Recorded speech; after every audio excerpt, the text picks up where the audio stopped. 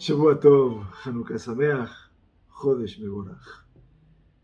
Todos los saludos que confluyen en esta semana en la cual nos adentramos en la anteúltima perashá del Humash Bereshit. Un Humash apasionante como todos y cada uno de los Humashim de nuestra Sagrada Torá, porque siempre nos demuestran cuánto podemos crecer al amparo de la luz de la Torá y no del olvido de la misma, como estudiábamos el día viernes, el Shabbat. Perashat Vaigash comienza con la súplica apasionada de Yehudá de que el virrey de Egipto, que aún no se ha identificado como Yosef, permitiera a Benjamín, en cuyo equipaje se descubrió la copa del mismísimo Yosef, regresar a Canaán. La petición de Yehudá consiste principalmente en su revisión de los eventos que ocurrieron desde que él y sus hermanos llegaron por primera vez a Egipto para comprar grano. Al contar la descripción inicial de los hermanos sobre su situación familiar al gobernante egipcio, Yehudá le dice: y le dijimos a nuestro señor, Manumar la Adoní, tenemos un padre anciano y un hijo pequeño de la edad de nuestro padre, y su hermano murió. Quiere decir, el padre anciano, el hermano menor, el más pequeño, y el hermano de él, se supone Yosef, que había muerto.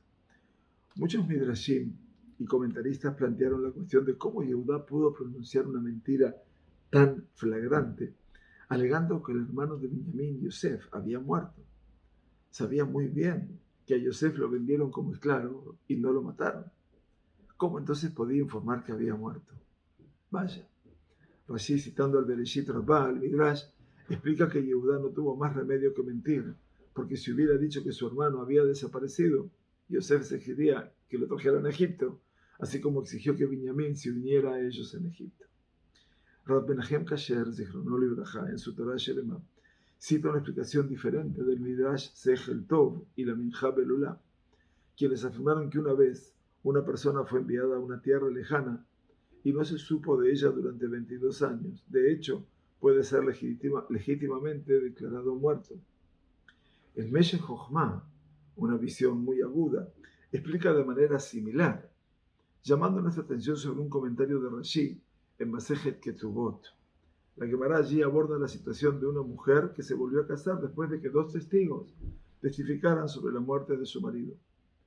Si después de su nuevo matrimonio otros 2 testigos testifican que el primer esposo todavía está vivo, entonces en circunstancias normales ella y su segundo esposo deberían traer al Bet HaMikdash una Sham Talui, un corbán por la culpa, en este caso Talui, que depende, una ofrenda por la culpa presentada en situaciones de una posible violación de Karet, porque no se podía casar, era Eshetish, la mujer.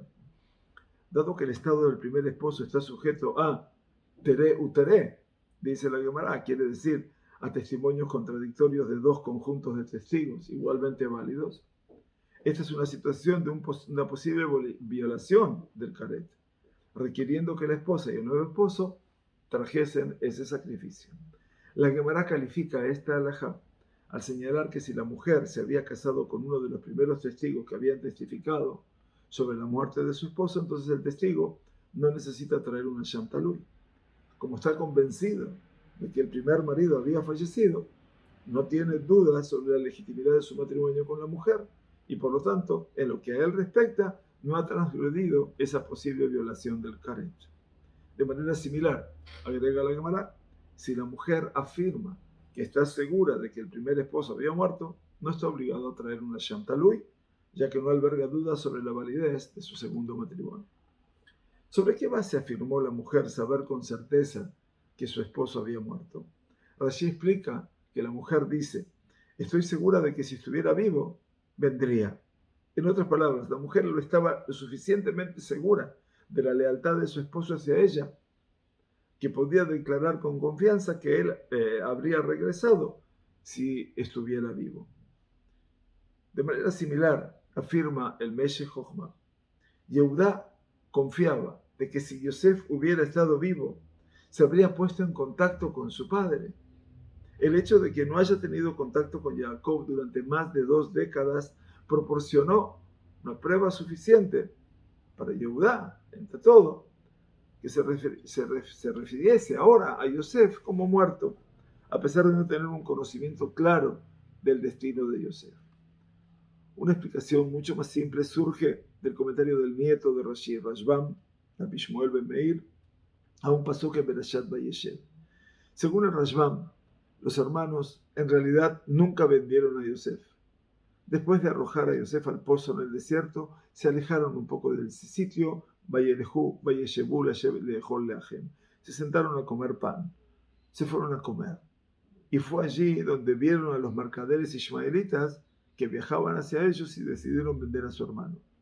Reubén entonces se aseguró y se apresuró a regresar al pozo para salvar a Yosef como lo había planeado. Pero cuando llegó al pozo, he aquí que los mercaderes midianitas ya habían llegado antes y habían sacado a Yosef del pozo. Y fueron los midianitas, en lugar de los hermanos, quienes vendieron a Yosef a los ismaelitas, quienes luego los llevaron a Yosef a Egipto. De acuerdo con esta lectura, en la narración de Perashat Vayeshev, los hermanos supusieron que Yosef había muerto en el pozo, probablemente como resultado de una mordedura de serpiente o algo similar. Por lo tanto, Yehudá ciertamente estaba justificado al decirle a Yosef que su hermano menor había muerto. Estas son los intríngulis de nuestra perashá, apasionante final entre los hermanos y Yosef. Que tengamos Shavua Tov, Chag Urim Sameach y Jodesh Mevorach.